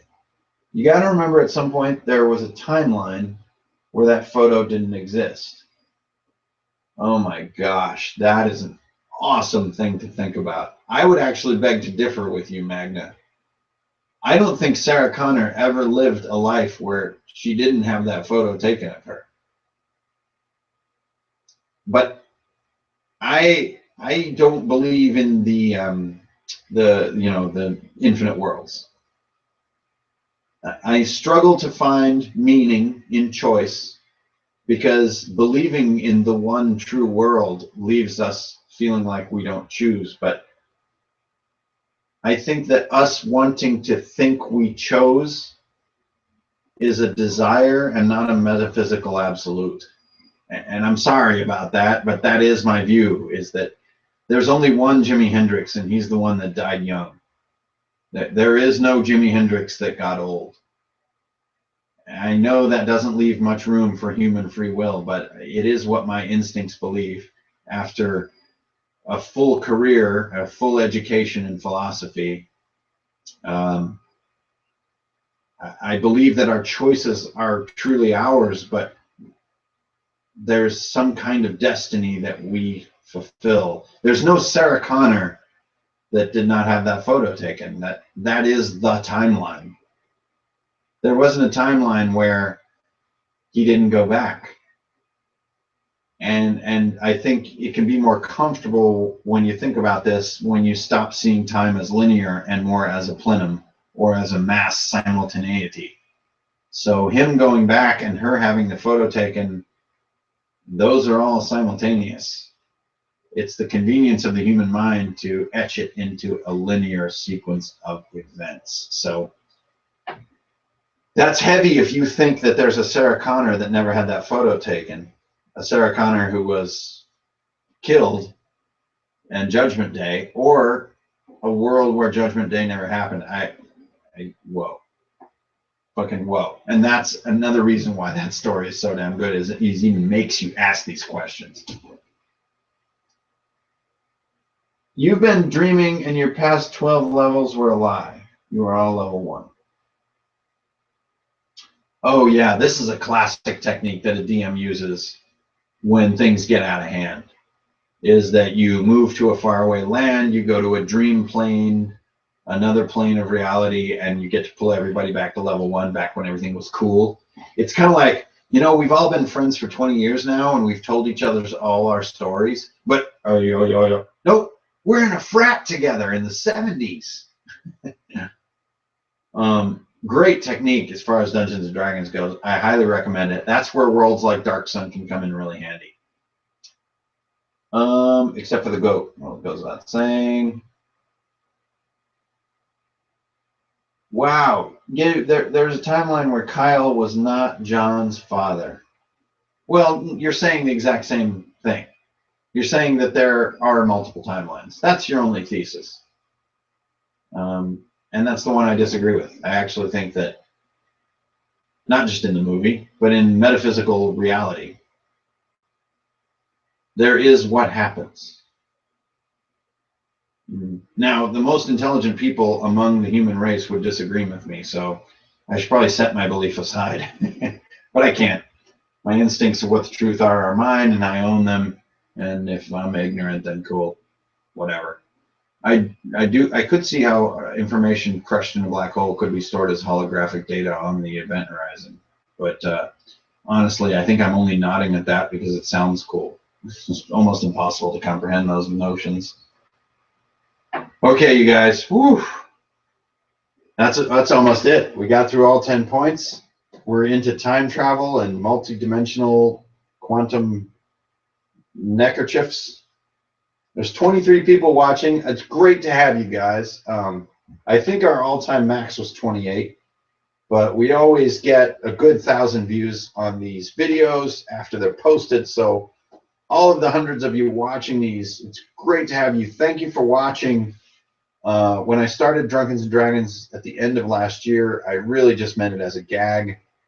We were just going to do some drinking competitions, and it's just going to be goofy, but my love of D&D and of doing it for all these years has changed the tone quite a bit, and then all the reception and conversation with all of you guys has really changed it into something far more. So I'm working as hard as I can to continue to evolve it and make it deeper and more interesting.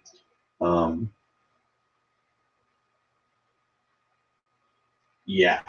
Whoa. It just occurred to me, well, like, that there was a world where Kyle was not John's father, but then who would John's father be? Because it's like, well, then he never was. He was never born. And they mentioned that in the movie, actually, that if you don't do this, then I can never be, and stuff like that. And it's just like, whoa, what the fuck? Oh, time travel, man, what a mess. I actually think that time travel is a misnomer. It's more just time seeing. I don't think that a physical object can move in time, but it can perceive the nonlinear nature. So you could see and experience events in the past and future, but you would be your future or past self seeing those things. So it's more a question of memory. Can you remember the time from whence you came? In which case you'd be a fourth dimensional being, and we aren't. We aren't fourth dimensional beings. I think that there are fourth dimensional beings, and they easily perceive themselves in multiple times. And then the only interesting question remaining would be, what's a fifth dimensional being? And welcome to Thursday night at 10 o'clock. We're talking about fifth dimensional beings. Ryan H. Fox emoticon. Bang. See, that's what I'm talking about. That's our modern world. Thanks for doing it. Great fun and all that stuff. Yes, chimeras are awesome. Chimeras. I'm using one to start my adventure. Awesome. Do it. Another great thing for you guys, you 23 heroes who have hung out for this 2 hours, and everyone watching the video once it's posted, please post in the comments down below, what should we do next time? A month from now, we will get drunk again together. I'm sure you guys have been drinking this whole time. Otherwise, there's no way you could put up with the depravity of this content. So what should we talk about next time? This time, I let the whole table just sit. We didn't talk about anything physical. We didn't do any mechanics. Last time for character creation, we did a ton of mechanics. This time was all just talk, all just reading from ye old book. Should we just do another abstract one, or should we get into an encounter? What should we try next time? So please post up in the comments. I am pooped. Whoa, X, ancient relic, X. That's so many X's and so many ancient relics. Yeah. You rock too, dude. Thanks for stopping in. It's great to have you guys. I got 9 more minutes to just sit here and bask in the ever-growing quantity of people watching the stream, which is ridiculous. The Cult Moo guys, they do like these 5-hour streams. It's crazy. And they all end with this beautiful footage of Hair Pink asleep. I am not going to give you that privilege on this channel. You're not going to get me sleeping in front of the great campfire of the gods here. But yes, please post up in the comments, what should we do for the next live chat? And I will see it done. But god damn, look at all this stuff. We didn't get into anything. There's just so many things happening. You guys ever get this feeling like a night of D&D?